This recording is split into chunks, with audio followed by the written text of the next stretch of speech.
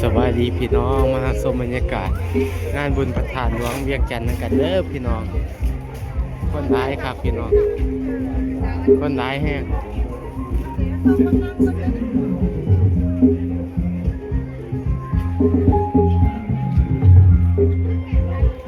ปีหนึ่งมีเท่านึงพี่น้องปีหนึ่งมีเท่านึงเด้อ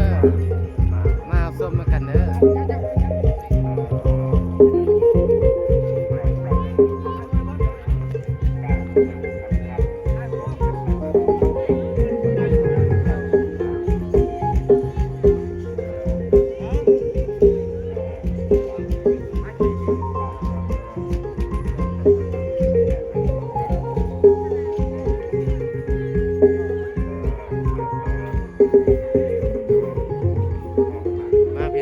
มาส้มกันพี่น้อง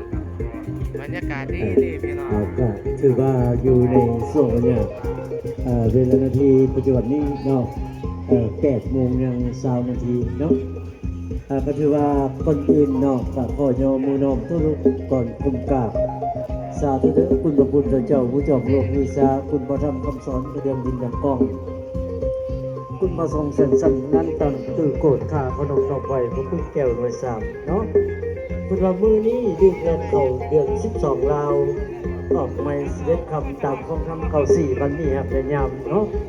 ยามมือเดือนเก่าแจ่มเยี่ยมแสงใส่ซองลูกแฟนต่อห้องเต่าหน่วยประจันดังนั้นทางการนำเป็นจึงได้ใครเปิดทางการเนาะมาเด้อพี่น้องมาส้มกันพี่น้องบรรยากาศดีพี่น้องอินใส่ความสมบูรณ์นักเด่นของพวกชนลาวทั้งทราบบอยขาดที่เขาจะจัดขึ้นแต่ละปีพี่น้องเลยเนาะเอาก่อนนี้คือว่าหอดบอลบ้านเนาะบ้านบอลมาเสียงซีเลยได้ป่ะพี่เนาะผู้มาแต่บ้านเหนือบ้านใกล้บ้านไกลบ้านไกลคือว่า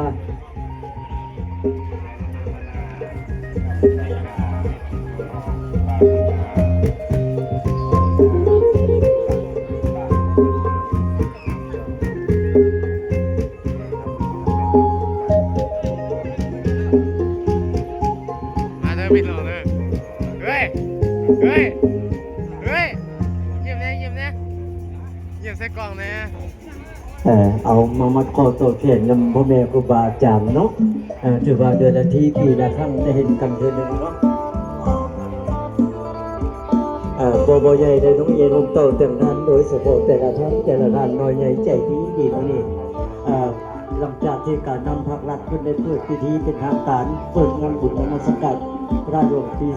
2025เนาะถือว่าปีนี้บรรดาพ่อบรรดาแม่ได้เที่ยวได้ชมกันลื่นเริงเนาะสุขสันต์พรรษาเป็นพิเศษครับเลยเนาะจะชมทั้งพ่อทั้งแม่เอาจับเสียงสูบเสียงซีเสียงสตาร์ราศีเป็นยังไงปีนี้โซ่เข้าข้างเรื่องกสิกรอยู่บ่โซ่เข้าข้างเอาเสียงกลางอยู่บ่เนาะมาเสียงกันดูเนาะว่าปีนี้ดีผู้ดีก็เสียงเราเบิ่งประตูมาสั่นแล้วก็มัดเกศน้ำครูบาอาจารย์เฮาเนาะแต่เพิ่นว่าไฟโดนตังไม่คำไฟดำตังไม่แก้วพ่อแม่ครูบาอาจารย์มาท่านลงใต้เฮามันแล้วสิอยู่สวรรค์สดิเนาะนอนรับสิได้เงินพันนั้นผ่อนสิได้เงินหมื่นเป็นมื้อเช้าสิได้เงินล้านห่วยบ่เป็นตะปวดแค่ประตูมาสั่นมาโลเนาะออกจากบ้านก็สิลงกลุ่มคำนำทั้งไปสิพวกคนมีแก้วบริสุทธิ์ผู้คุมแล้วสิใส่น้ำอ่องต้น YouTube ได้ทั้งญาติและพี่น้องทุกของเสียงเฮาเสียงว่าเสียงจ่าอยู่แต่ใส่เนาะสวัสดีเขาก็คุณต้องมีทางสร้างสิทธิ์คุณที่มีเกณฑ์รุ่นบริเวณดีไซน์เข้าเกิดที่เราเนาะเอาสิ่งดีๆเป็นเวทีนี้สู้เข้าทางเกี่ยวกับบอกเขามารับส้มมากันเด้อพี่น้องเด้อเดี๋ยวเบาเขียวสีเอาคลิปลงให้พี่น้องมารับส้มแล้วขอขอบใจที่แวะมาทำที่แวะมารับส้มน้ำเบาเล่าเด้อพี่น้องงานบุญประธานหลวงเวียงจันทร์พี่น้อง